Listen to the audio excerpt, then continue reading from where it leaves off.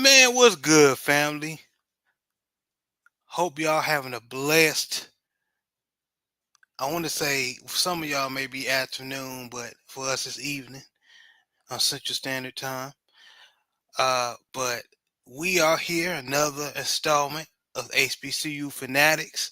Of course, I have my brother, my co-host, Mr. Black Excellence, Mr. Southern himself, Coach 67 Sports TV. What's going on? I am blessed and highly favored. How are you doing this evening, bro? Man, I cannot complain. We missed the show last week, but hey, we here, Last, so last couple of weeks. last couple weeks, man, because our schedules. But we definitely well, gonna get into it. actually, it's really a few weeks, but the really reason is because we ordinarily go live on Thursdays. You had Christmas and New Year's, back to back Thursdays, and we was gonna do something last week, but you had prior engagement, so it's all good. We back on the block, we back in the building, we doing what we do. You know what I'm saying? Absolutely, absolutely, man. And uh, let's talk about it, man. Let's go ahead and talk about it. Uh, Ted White is officially head coach of Howard, and then of course we've already discussed that Quinn Gray is the Florida A&M new coach. But we talk about it, but I like this. I like two former quarterbacks, and not just okay quarterbacks. These quarterbacks were good in the day, back in the gap, as you say, Coach.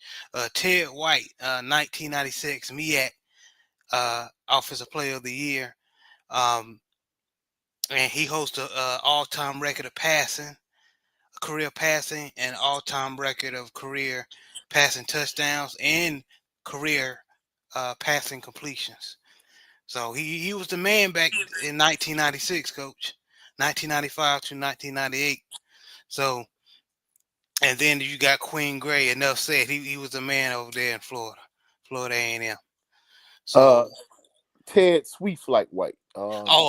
yeah, Sweet. That's his nickname, Sweetflight White. Yes, sir. Yeah, he people might not know he from Baton Rouge. Went to Glen Oaks. In fact, uh, when I was the head coach at Capital Middle, like my second year there, they had an alumni group that was headed by I don't know if you know Malcolm Roach, who was the defensive tackle for the University of Texas.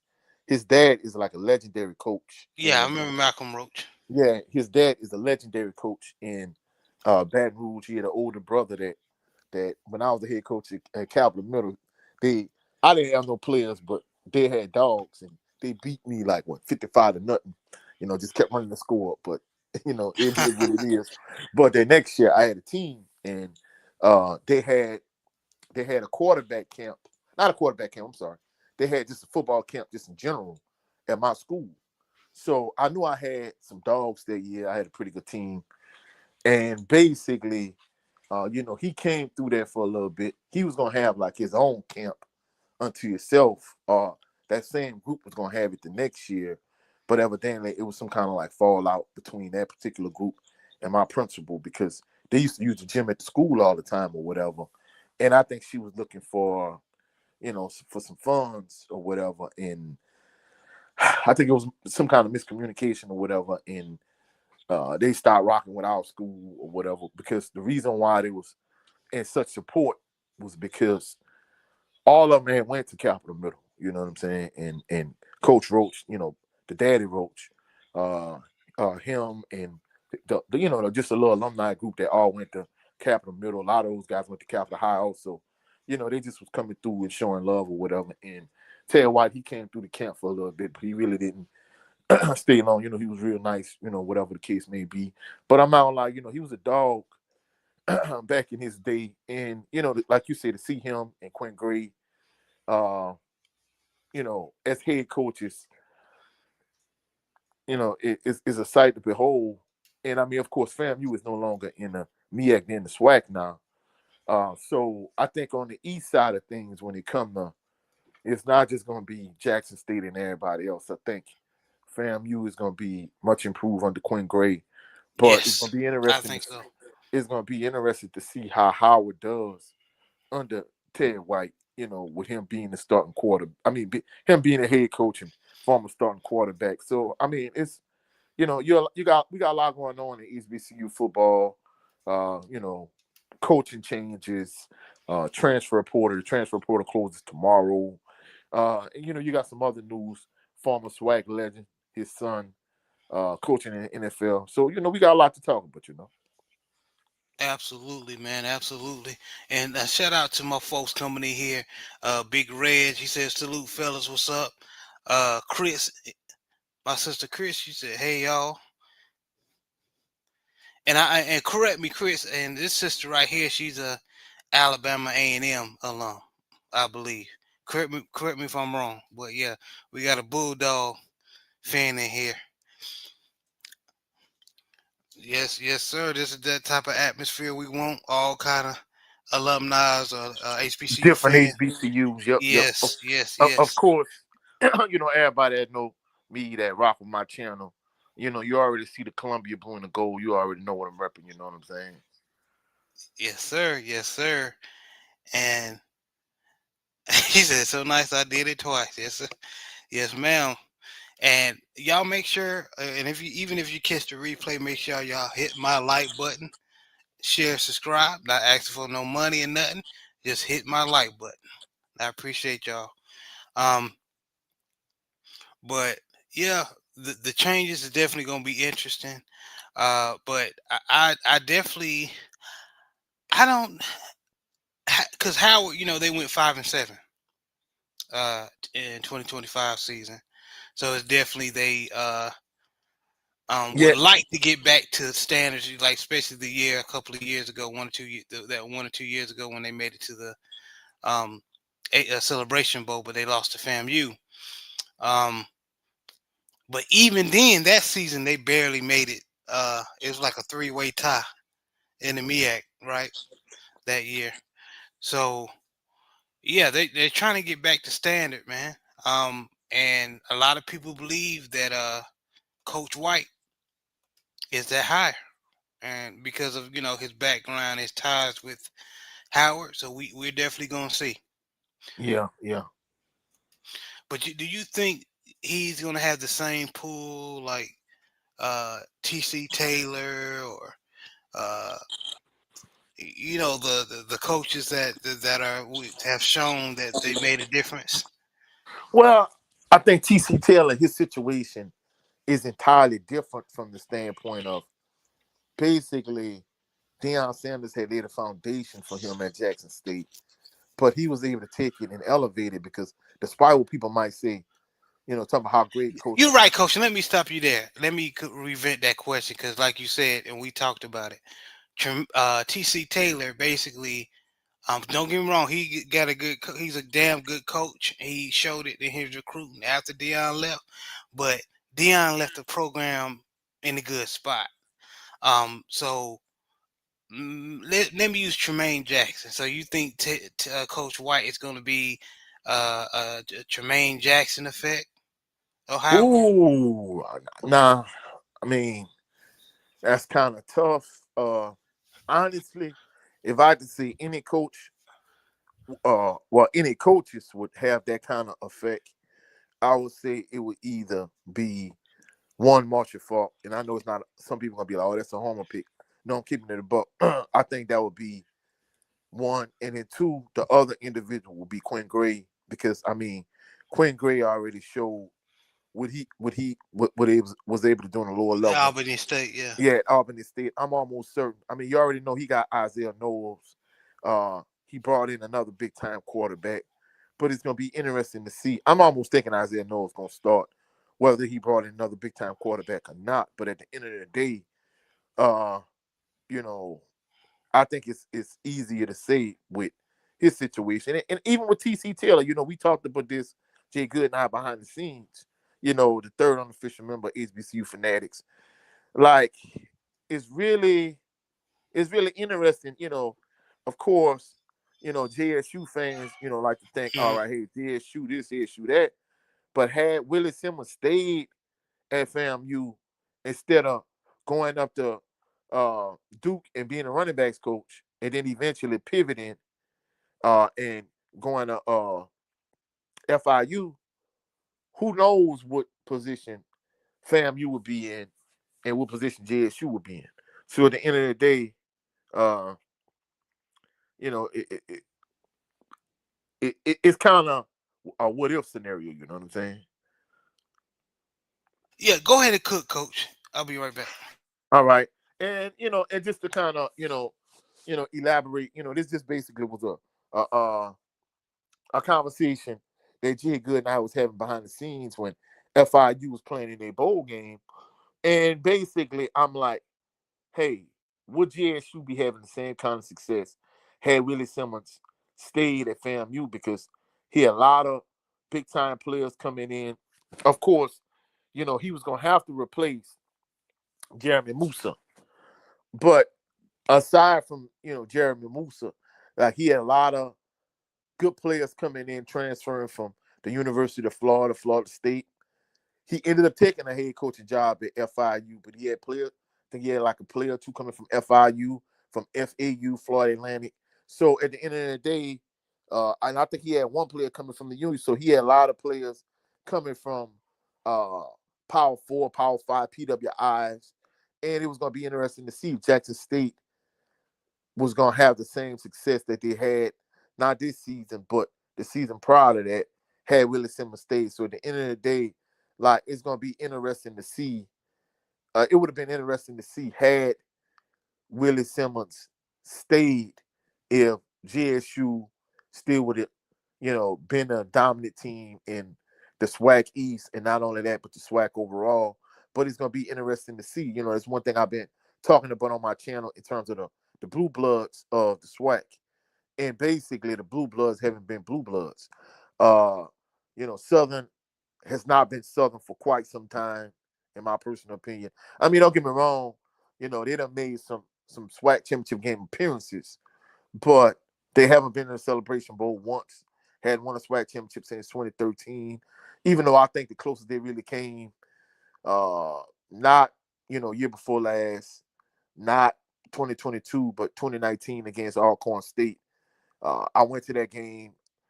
I think that probably really was the closest they got. But even with that being said, Southern hadn't been Southern. Grambling has not been Grambling for quite some time also. Uh, and of course, FAMU and GSU, they both don't won Celebration Bowls. But even with that being said, like, these are the blue blood teams in the SWAC. And I'm not saying anything against PV, because, Tremaine Jackson, minus him running that reverse against GSU in a SWAC championship game and running the same silly reverse in the Celebration Bowl when they up I'm 21 back, to coach. nothing. Thank you, man. Besides that, I mean, for all intents and purposes, he did a pretty good job at PV.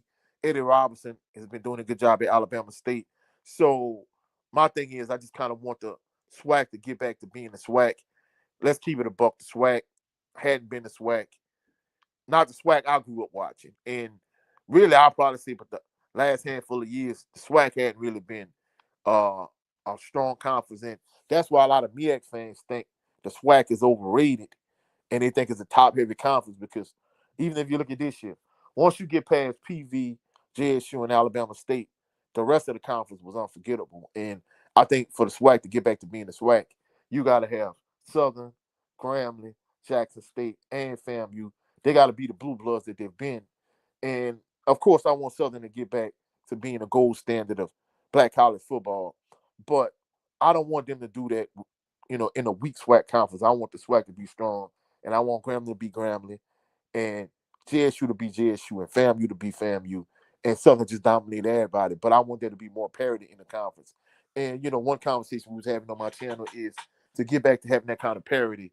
Like, you got to have the finances in order, because it's no coincidence that, like, for the last handful of years, not this past year, because Southern was the worst team in the West, if you ask me, but minus that, it's kind of been UAPB and Valley on each respective side. Valley in the East, UAPB in the West.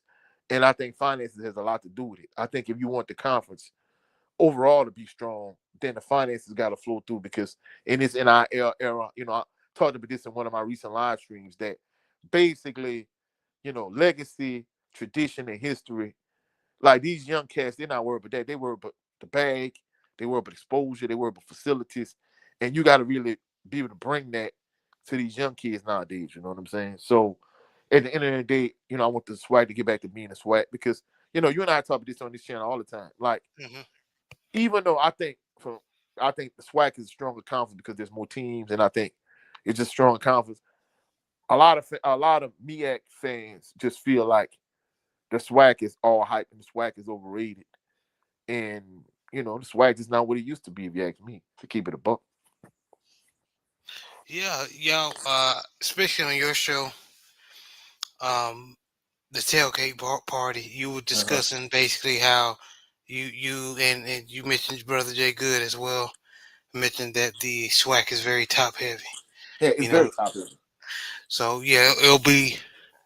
We need to get to the point where most of all the SWAC teams are very competitive,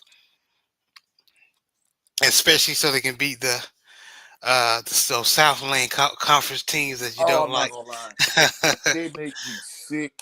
I mean, don't get me wrong.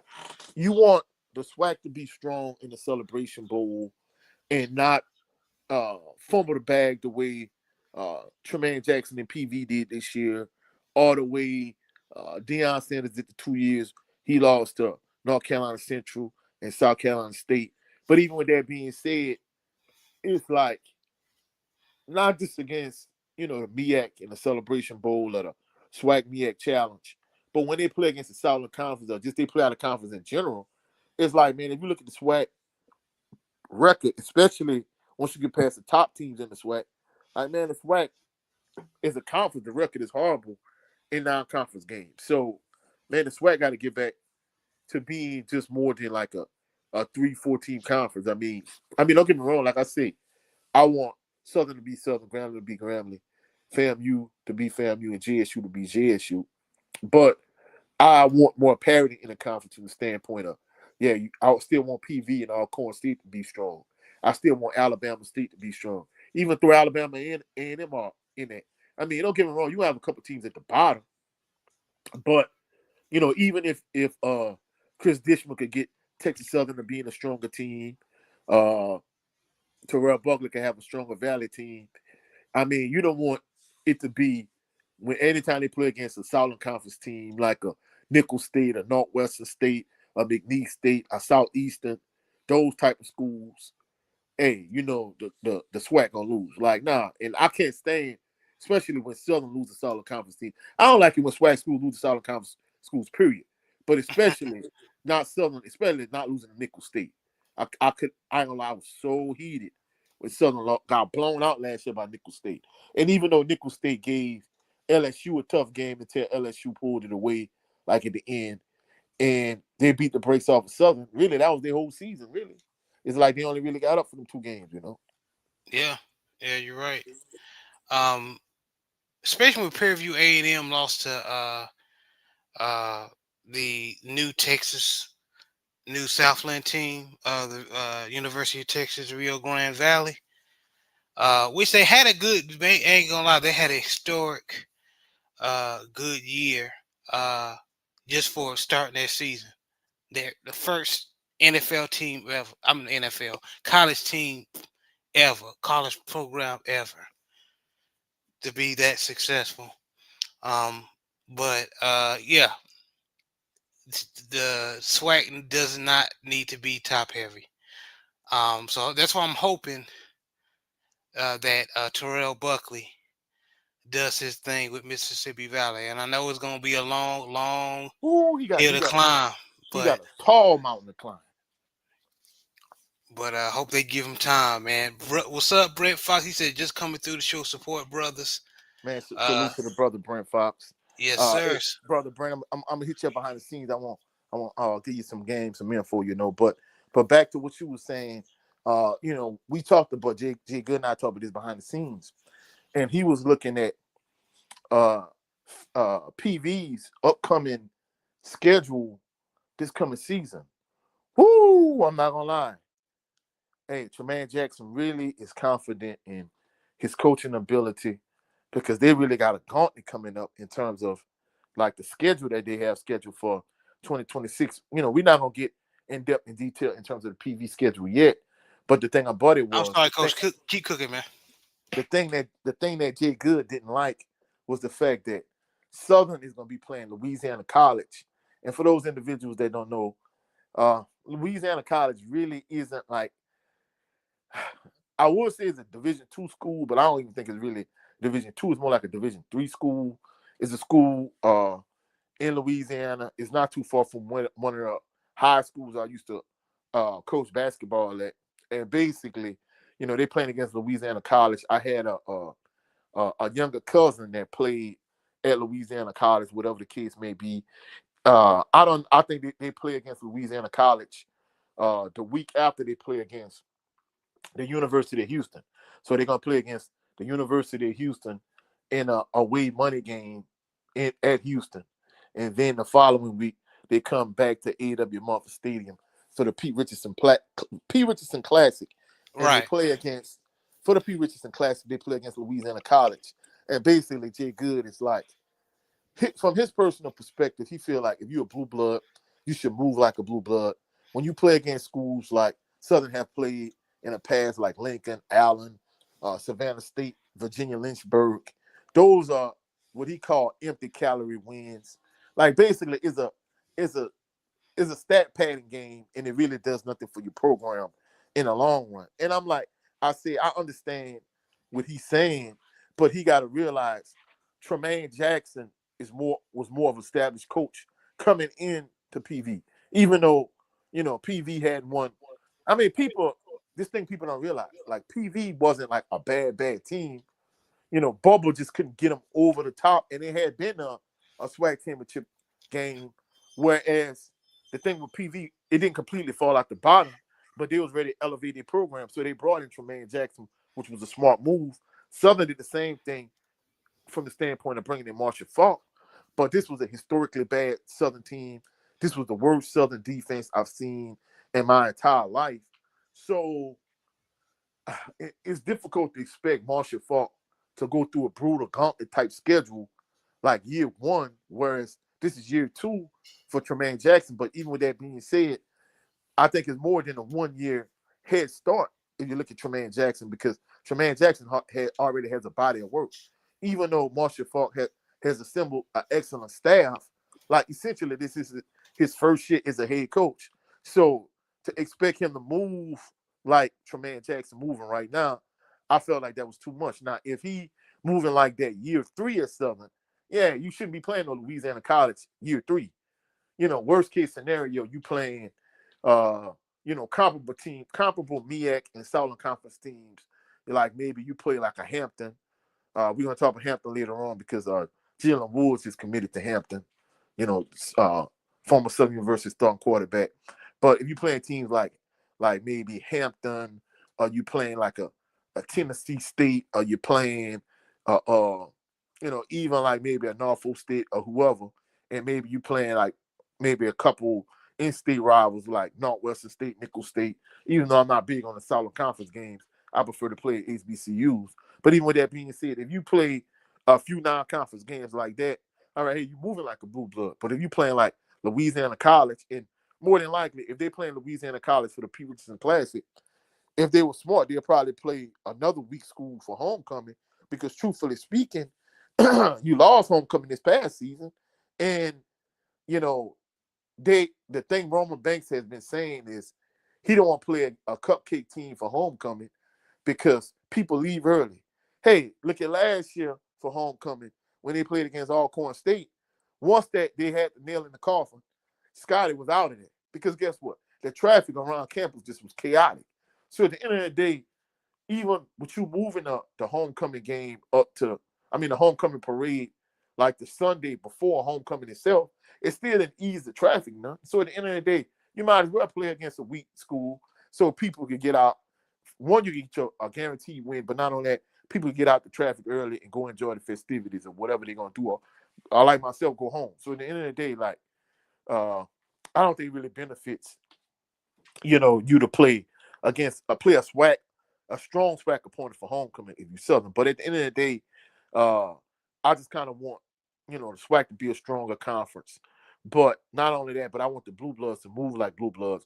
Like Grambling played against 3 Division II schools, and they only ended up with 7 wins. And them 7 wins saved Mickey Joseph's job. But you cheated to beat Kentucky State for all intents and purposes. If you ask me, even though Yes, Grambling they did. themselves, even though Grambling themselves didn't say, "Hey, cheat these guys," these were ridiculous SWAC officials. I'll put to say another. Yeah, it was. All It were, wasn't more grammar like we discussed it. yeah, The swag yeah. rest was horrible. Man, the SWAC refs been horrible for the last 35 years. If you ask me, but that's another story. You know what I'm saying? Yeah, definitely another story. And let me get these brothers, man, coming in. Oh Lord, Mr. Shelton in here. He said, "Rah, what's up, man?" Yeah, I'm surprised he didn't say Brock Purdy. Yeah, Christian McCaffrey. yeah. His 49ers got the job done, though. I give him Yeah, that. I'm not gonna lie. Hey, I feel like the Eagles kind of blew that, but Yeah, props off to the bang bang 49er gang, like Mr. Shelton like to say. yeah. And Props speaking to the of Jay Good, 49ers. salute to him. Salute to brother Jay Goody. Jay Good, man. What's going on, man? I don't know why YouTube took your wrench, man, but I got it back. YouTube be tripping. Um, Yeah. Me and you gonna have to talk about the wrench stuff too, cause I can't give wrenches on my channel for whatever reason. Like you got like one of the only 2 wrenches. No, I forgot that you got the only wrench on my channel.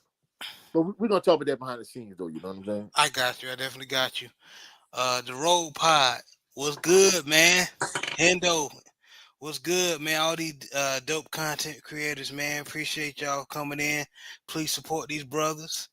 Like Road Podcast, Hendo. Uh, Jada Six, another one. Fashionably late, but it's okay, man. Thank you for supporting. Uh, Brother Brent Fox, and then of course you have Big Reg. So make sure y'all support these brothers. Um, Matter of fact, while y'all in here, hit my like button. Those one who just coming in just to be nosy or this is your first time listening, please hit my like button. I really appreciate it. Not asking for no money or anything. Just hit my like button, share, subscribe. Yeah, we trying to get this edition of HBCU Fanatics at least 300 views. So, not only but like, share. And if you haven't done so already, please subscribe to the channel, you know what I'm saying? Yes, sir. Appreciate it, man. But yeah, you're right. I would love to see the swag from Prairie View, not Prairie View A&M, Arkansas Pine Bluff for Mississippi Valley. If those teams at least above or barely 500, then we'll be cooking with grease. Like I mean, to the point where you definitely have to be careful. And I'm not talking about Mississippi Valley just upsetting that one team every year. You know what I mean? I'm just talking about they got like 5 or 6 wins under their belt. Yeah, and I mean, I'll take it a step further. I mean, instead of being a top heavy conference, I want it to be a conference that's just loaded with parity from the standpoint of anybody could be beat on any given Saturday, aside from the fact that Southern would just dominate the whole conference. But aside from that, that'll always be the ideal goal for Southern to just dominate, and not just the SWAC dominate whoever they play, for the exception of when they play against the Power 4, Power 5 money game. But aside from that, I would want Southern to dominate. But taking him out the equation, like pretty much everybody they play against, they will beat. But the conference as a whole, like for the most part, we just gonna use Valley for example. You playing Valley, that's an easy dub. Easy, that's easy money. No two Hmm. ways about it, you know what I'm saying? Not only them, but UAPB was stronger this year. They wasn't the bottom feeder on the west side. That was Southern, unfortunately. But even with that being said, like from top to bottom, I want it to be a stronger conference. You know what I'm saying, and not just be a top heavy conference the way it's been for the last handful of years. I agree with you 100%, man. I agree with you 100%. Like that 2023 season for the MEAC, man. I can honestly say that 2023 year is what for the MEAC is what I want for the SWAC to be because there was like a three-way tie for the MEAC championship, and that Well, means that that 2023 year, that the MEAC was very, very tough. well, let me give you one caveat with the MEAC. I think it would mean more if you had as many teams as they had in the SWAC. If you had Yeah, having the SWAC. I know. I'm just saying, as far as the competition, I know they don't No, have no, as no. much Yeah, teams. I understand what you're saying with the parity aspect of it. Because me, if I Right. was a commissioner of the MEAC, this is what I would do. I'm not even gonna lie. I'm not gonna sugarcoat it. This is what I would do. I would invite Tennessee State, and I would invite Hampton back, and North Carolina A&T back, and invite A&T back, invite Hampton back, try to get Tennessee State. Bro, you got to get to it. If you get to the point where you got a 12 team conference, and you play a championship game, yeah, you're doing something. But up until that point, you're like three-way. It's easy to have a three-way tie to me from the standpoint of you only got 8 teams. But if you had 12 teams and you had a conference championship game, you would alleviate all of those three-way ties. You know what I'm saying? Yeah, man. And you know the teams we discussed. I want the MEAC to get. I want them to see if they could get Benedict to come up. Uh, so teams like that. Going to the SIAC or the CIAA and get some of them teams to come up. Well, no, I'm not gonna lie. I would only get one, and like I said, the other 3 schools that I said I would invite those. I would invite uh North Carolina A&T because I'm beyond with you. A&T fell off once they left the MEAC.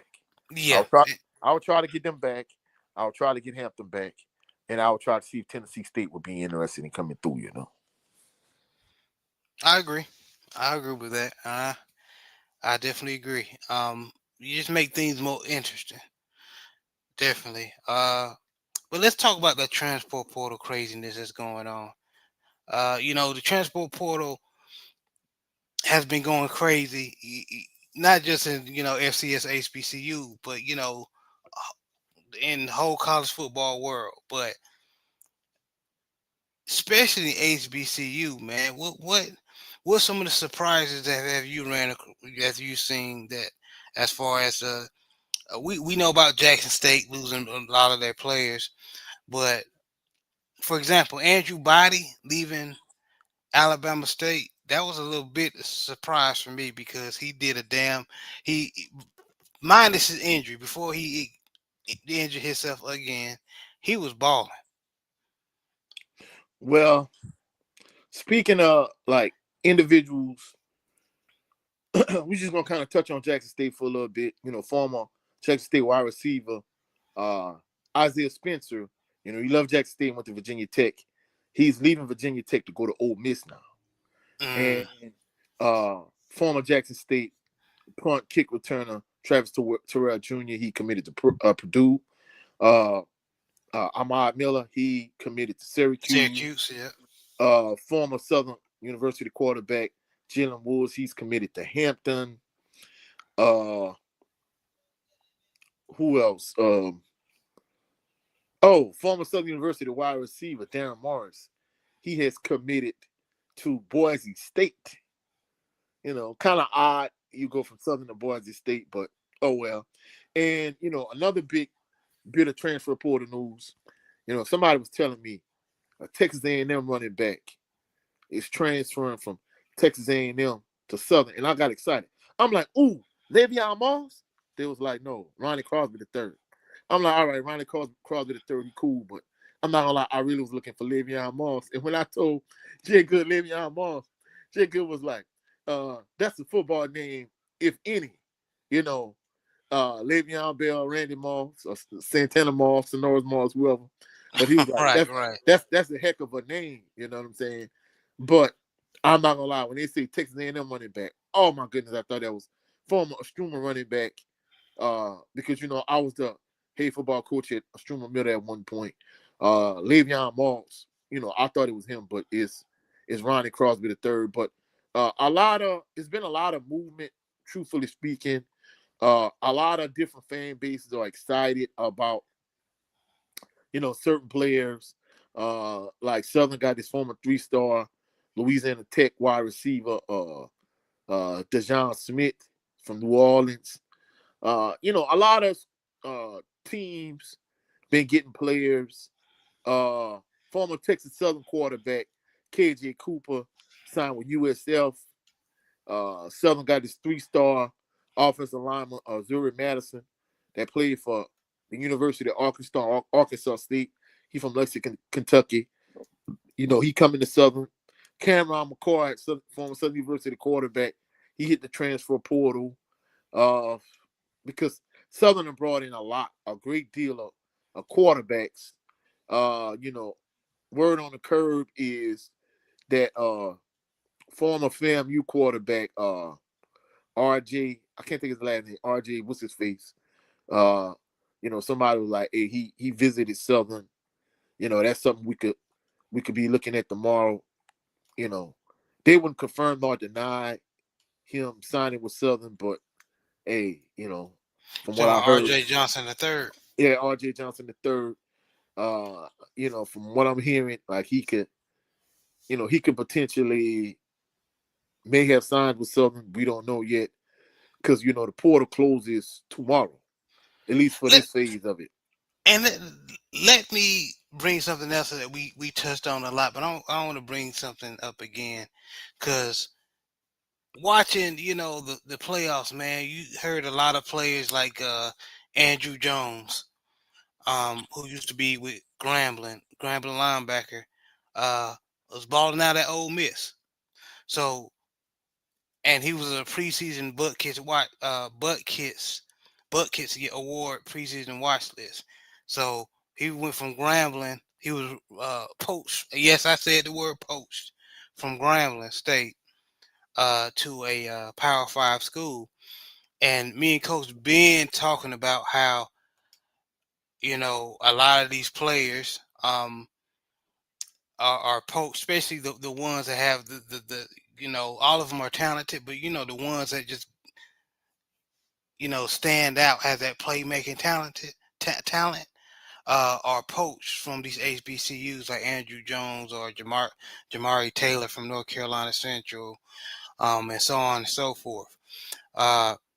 And I'll be laughing. You be hearing some of these casuals, man. They say, man, HBCU schools, they all right, but they ain't that good. Shit. Then why are some of these PWI schools getting some of these talent from these HBCUs?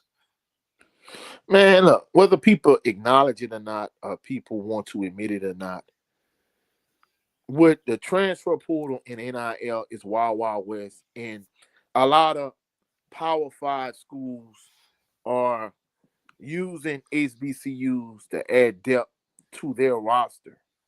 And like I say, whether they want to admit it or not, whether they believe it or not, like it is what it is. I mean, I'm not, we don't have to sugarcoat it. I mean, the proof is in the pudding.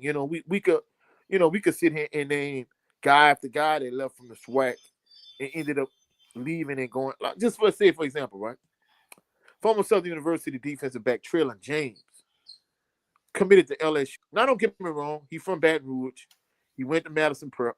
He went to PV. He came to Southern. In my personal opinion, I wish him well, but he didn't like the world on fire at Southern.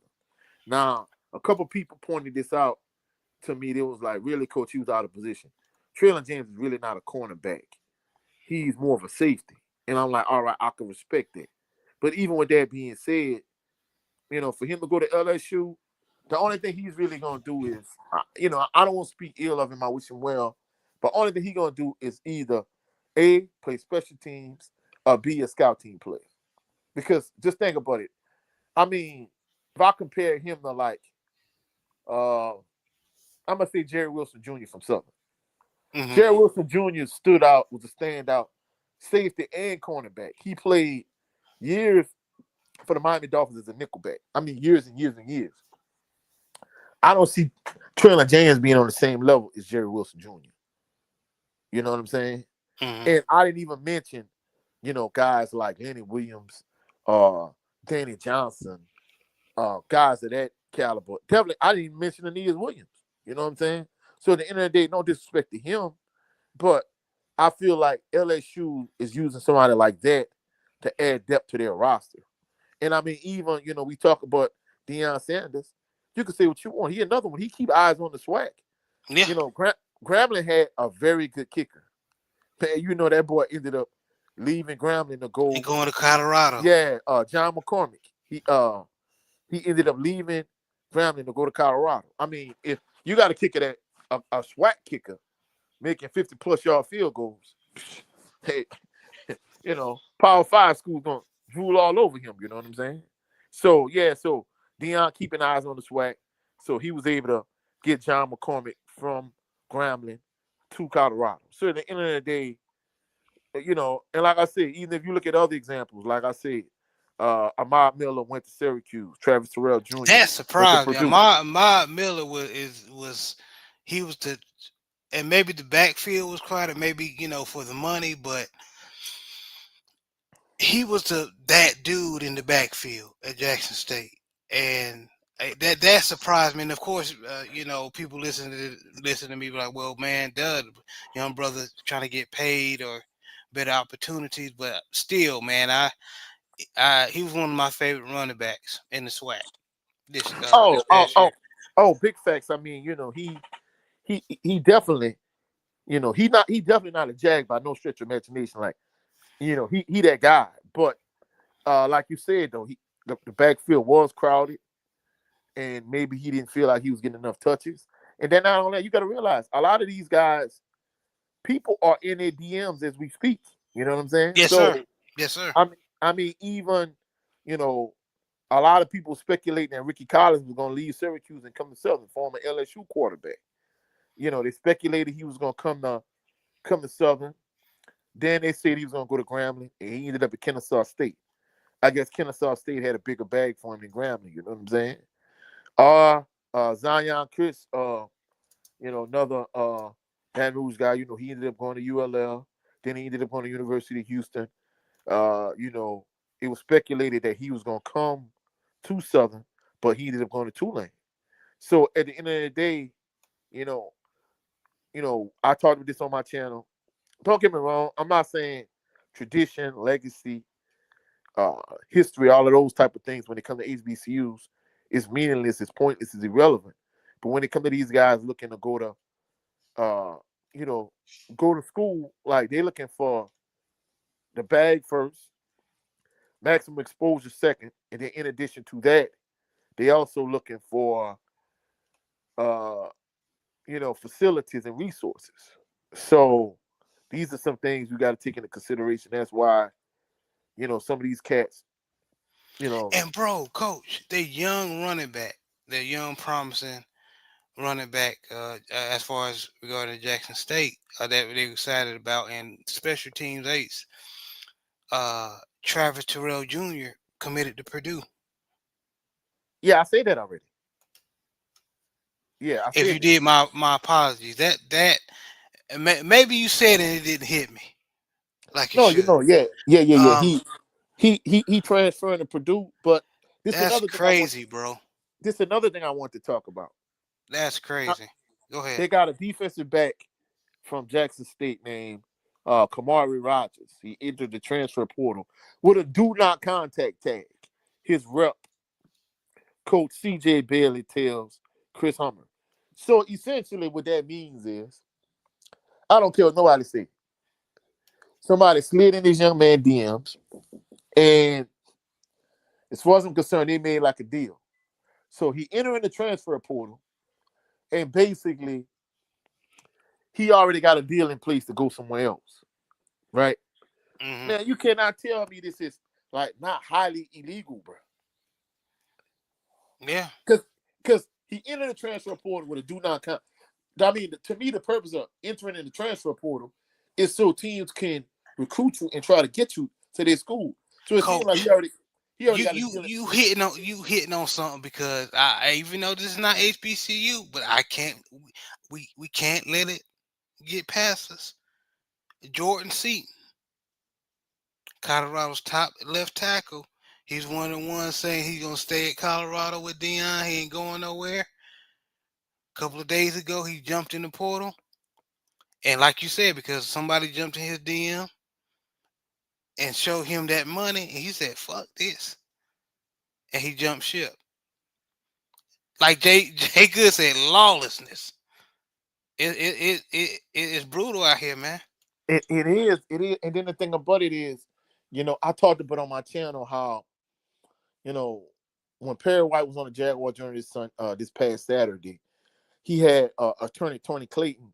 You know, he's on Southern University's board, and basically, he was talking about how essentially, Jay Good and I have been talking about this behind the scenes that Jay Good said this before Tony Clayton did this past Saturday.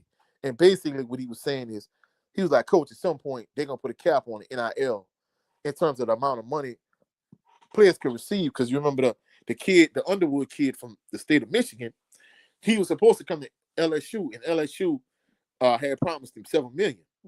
But Michigan gave him 10. So he pivoted. He decommitted from LSU. He pivoted, and he's from the state of Michigan, so he ended up going to Michigan, right? But that extra $3 million made a difference. You know what I'm saying? So these kids are getting paid. So they're gonna put a cap on it at some point, right? But in addition to that, I feel like unless the player is already in the portal, like you shouldn't be able to contact these players. And don't get me wrong, I know there are guidelines in place where if Jared O'Levin Green is at North Carolina Central and I'm North Carolina, hey, maybe Bill Belichick himself cannot contact you. But there's ways around it. You get players, at North Carolina or whoever to get in touch with you to get you to come to North Carolina and leave North Carolina Central. So there's ways around it, you know what I'm saying? And you can say what you want. A lot of these teams doing a lot of shady, illegal stuff. Like I said, for this young man to jump in the portal with a do not contact tag, that means he got a deal in place somewhere else. You know what I'm saying? So, yeah, so like Jay Good said, it's absolute 100% complete lawlessness. Man, it's like the Wild Wild West out here. And I know the NIL and the transfer portal is an ever-evolving thing. But, man, they got to put, like, some stronger guidelines in place. Because back in the gap, if part of the reason why Southern got so many players back in the gap from LSU was the standpoint of if you was an LSU player and you was buried on the end of the bench, if you got into the transfer portal, it wasn't a transfer portal back then. You could jump if you went from a D1 school or 1A school down to a 1AA school, you were eligible to play immediately. But if you transferred from LSU to Mississippi State, you had to sit out a year. There's no such thing in place now. That's why you see players jumping all over the place. Just think about it. Trinidad Chambers for Ole Miss won a national championship at a Division II, and he almost led Ole Miss to the national championship this past season. I mean, this a few weeks ago. So at the end of the day, bro, it's just the wild, wild west out here. Like, teams just doing whatever. And especially if you got unlimited money at your disposal, man, you can make stuff happen.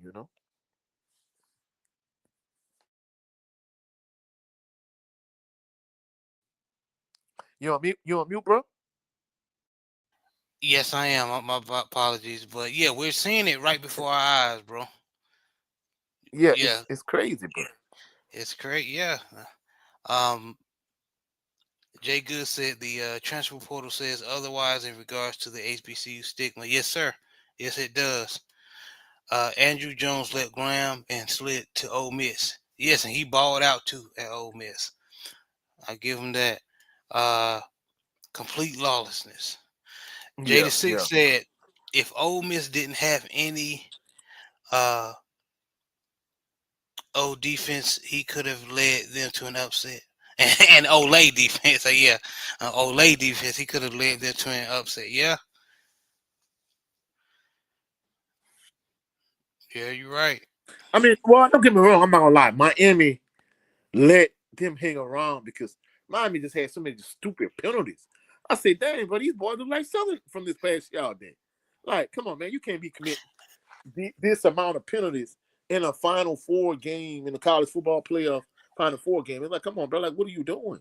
In So, addition to look, that, they secondary dropped a whole bunch of interceptions, so the man, they game dropped like should have been out of six. hand. To be honest with you. Yeah, they dropped like 6 interceptions, and they dominated the line of scrimmage up front on both sides. So really, they dominated in every phase of the game except for the scoreboard. And all actuality, that game should have been a blowout. You know what I'm saying? Yeah, it should have. It should have. That's why that Indiana game is going to Miami gonna have to play perfect. No stupid penalties. Oh, I None ain't of gonna that. lie. Indiana got a way better defense than Ole Miss. Yes. Yes, sir. Yes, sir. But this is going to become the coaching right here. Coaching is going to all boil down to coaching. And I believe both coaches are great, but I believe Signetti got the edge on this one. But we're going to see. Yeah, I ain't gonna lie. And Cristobal gonna have to step his game up because they can't just expect to line up and play bully ball and punch Indiana in the mouth the way they did Ole Miss. It's not gonna happen. It's not gonna No, it's happen. not. It's not. Right, it's definitely not. But coach, man, we gonna wrap the show up as far as talking about your Southern Jaguars, man. As far as the No, but transfer portal. real quick, you talked about it. Doug Williams' son, DJ Williams. Oh yeah, how He can I got forget? I'm sorry. Yeah, so Doug Williams, Grambling legend, uh, son has been promoted to new quarterback coach for the Washington Commanders. Commanders. Yeah, So DJ I was about to Williams. say Redskins, Washington Commanders. So congratulations. You know, people. What's that word people use when family? You get your family in the job. They use it. They use it Nepotism. as a bad nepotism. They use it for. It's negative when it comes to black folk, but when other cultures use it, it's normal. So I like stuff like that. Especially Man, DJ Williams deserved it. He especially when he played ball, he also played quarterback at Grambling. But when he played, it was some bad times at Grambling. A lot of protesting and students protesting yeah, the conditions of the campus. Go ahead. basically, Gram- Grambling team had a out and out mutiny. Yeah, So yeah, basically. yeah, I mean, it was a lot going on, but congratulations to Doug Williams Jr., DJ Williams. I wish him, much success being a quarterback coach of the Commanders. And speaking of former, I know you said get off of my Southern University Jags, but this guy didn't like the world on fire, but I'm happy that he moving up in the world. Former Southern University quarterback Harold Blood, he took the director recruiting job at the University of Washington for the Pullman campus. So, That's what's you up, know, man. shout out to Harold Blood, and he went to Mizzou to play ball with his brother, who was playing wide receiver in Missouri.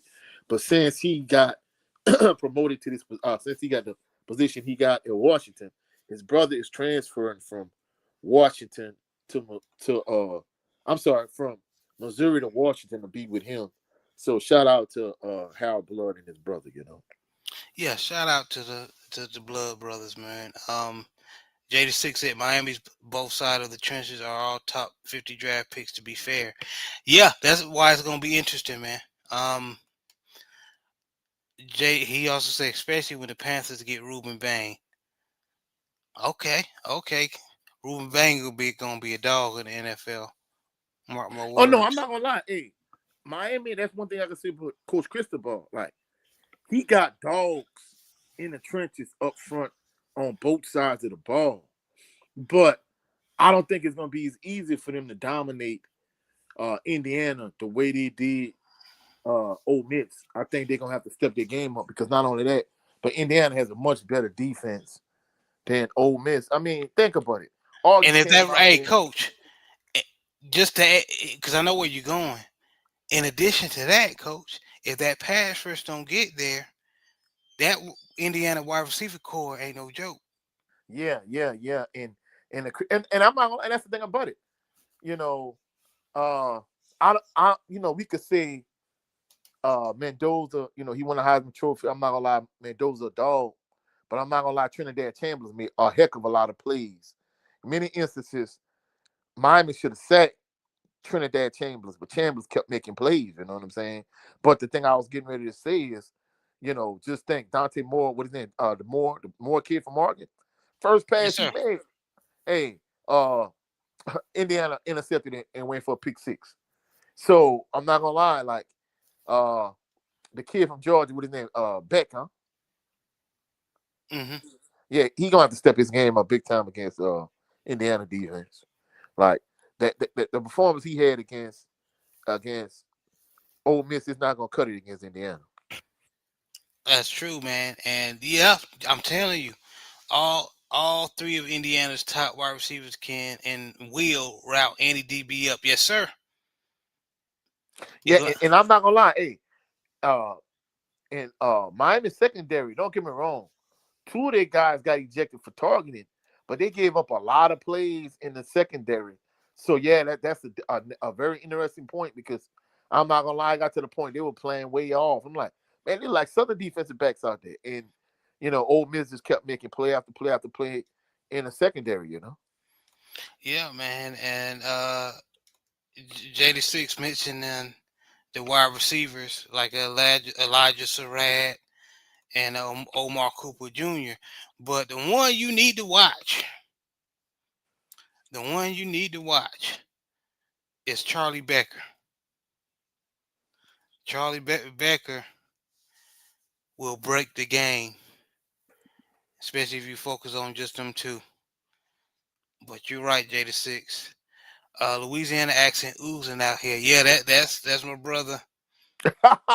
That's my Big facts, you did. yes, sir. But coach, am I missing something else? No, I mean that's pretty much it. We talked about Ted Sweetflight White.